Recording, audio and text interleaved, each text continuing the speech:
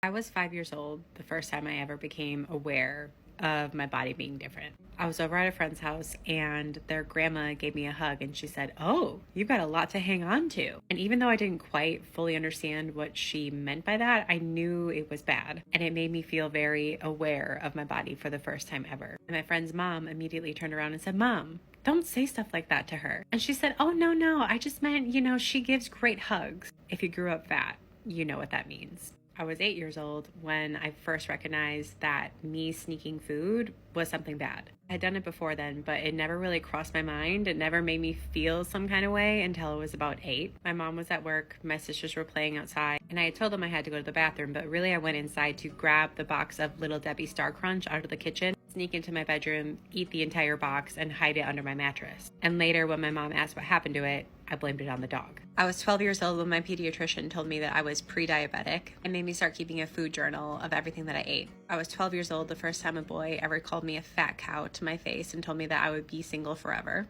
I was 13 the first time I ever snuck a Slim Fast shake into my school lunch, then excused myself to go to the bathroom with my lunch bag so that way I could drink my shake in private, come back, and eat the rest of my lunch so no one would know that I did that. I was 14 the first time I ever remember blacking out while binging. I say I remember, but I didn't really come to until after it already finished. Looked around and realized I was surrounded by wrappers and I didn't remember actually eating any of it. I was 16 when I realized that I now had the freedom to go and binge in private and no one had to ever know about it because I could drive now and no one would have to know. I was 19 when a friend told me that she was concerned about my eating and my health. I was 24 when a guy told me that I was only good for hooking up with and that he would never actually want to be seen with me in public. And I was 28 when I finally made the choice to completely start my life over. After trying and failing 100 times to lose weight in my life, I decided to try again because I knew I was worth it.